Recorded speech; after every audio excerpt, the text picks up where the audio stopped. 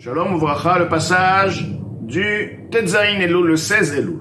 Zéou Shekatuv, ceci est l'explication de ce qui est écrit.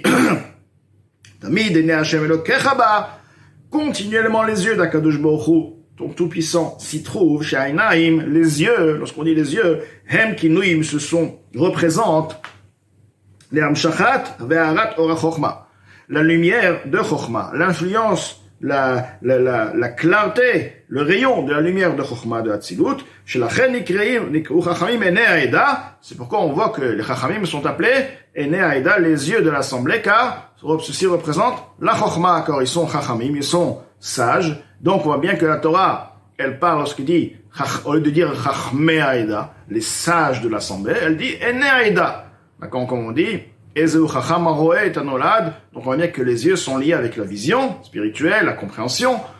Donc, Ene Hashem Elokecha, que veut dire maintenant les yeux d'Hashem? La Chochma de Hashem. La Chochma de Hatzilut s'y trouve en Eretz Israël, Vavira d'Eretz Israël, Markim. On voit aussi que nos sages nous disent que l'air, l'atmosphère d'Eretz Israël rend sage, assagi.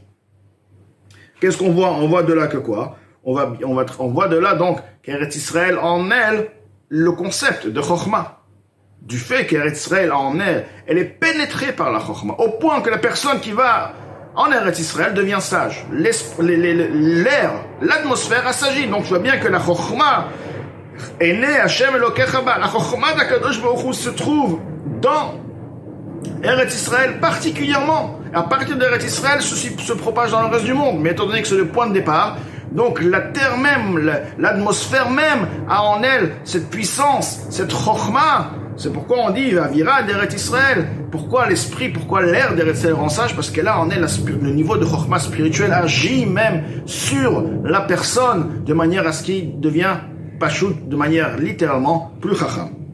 Donc Ve'ara ve'am shachazo. Maintenant cette lueur, cette lumière, cette influence, afshit midit, bien qu'elle est continuellement, comme il est écrit tamid, il est écrit clairement, continuellement, afal piken tout de même, elle n'est pas de manière égale la lumière. Mais ce n'est pas la même catégorie de lumière. Mimé olam depuis toujours, elle a seulement chez Bechol, Shana Veshana, chaque année, ou Or Chadash Elion. C'est une nouvelle lumière, et une lumière supérieure, qui est Or Shin Tradesh Veir Berosh Hashanah Zeh, car la lumière qui a éclairé et qui s'est renouvelé, éclairé ce Rosh Hashanah, Rumi Sadek Be'er, Rosh Hashanah Abba, les Shorcho, la veille de Rosh Hashanah prochain, donc la veille de Rosh Hashanah, il va remonter à s'élever à sa source. Là, l'Admorazak nous répond, c'est pourquoi il est écrit Mereshit Hashana, du début de l'année. La lumière, elle se trouve du début de l'année, Ve'adachrit Shana Levada. Pourquoi il a eu besoin d'expliquer de manière du début à la fin? Parce que chaque année a en elle-même sa lumière propre. C'est vrai que c'est une lumière qui est la lumière de Chochma, est toujours là-bas, mais n'a rien à voir avec la lumière de l'année d'avant et ainsi de suite. Donc chaque année a en elle-même sa spécialité et sa puissance au point que la Torah de définir du début à la fin. Ensuite, du début à la fin, chaque année a en elle-même une lumière qui est puissante, qui n'a rien à voir avec la lumière qui était l'année d'avant, etc. Mais la reine, encore le Mozaken ajoute, suite à ceci, Ktiv Mereshit, Chaser Aleph, il est écrit, si on voit Reshit, Rosh, on dit c'est avec Aleph. Pourquoi on dit Reshit sans Aleph? Aleph Romez Alistalkut à Or. Ceci est une illusion sur le voilement, sur l'élévation, le départ de la lumière. On peut dire aussi que Aleph c'est Or, d'accord? Donc le Aleph, le Or, il est plus là. Il est parti. Donc, la lumière qui était dans Malchut d'Hatzilut a rejoint sa source pour permettre à une nouvelle lumière de descendre dans Malchut d'Hatzilut et sur Eretz Israël, comme on dit, qu'Eretz Israël, c'est elle qui reçoit aussi le niveau, la vitalité pour par la suite se propager dans le reste de la planète, du monde. Donc, le Aleph représente la Istalkut Haor, le départ, l'élévation de la lumière. La lumière, elle s'élève et rejoint sa source. Chez Mistalek Be'el Rosh Hashanah.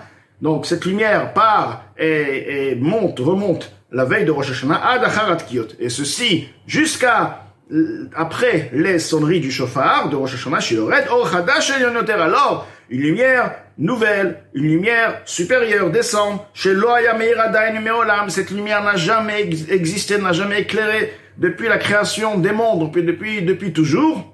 Orayon Kazé, donc oui, depuis toujours, je veux dire depuis la création des mondes spirituels. Orayon Kazé, une lumière aussi élevée comme celle-ci. Vehu mitlabesh mistater be'eretz hachaim. Donc, une fois que cette lumière descend, elle va tout d'abord, oui, elle va descendre, elle va s'habiller, elle va se voiler tout de même, elle va se cacher, elle y est, elle existe, mais elle va pas se révéler. Elle va donner une vitalité, elle va faire exister les mondes, mais de manière voilée. Et où? Donc, Eretz Hachaim chez les Mala, comme on l'a dit, la terre de vie qui est en haut, donc Malchut de Hatzilut. Mais chez les Mata, et la terre de vie en bas, c'est Eretz Israël.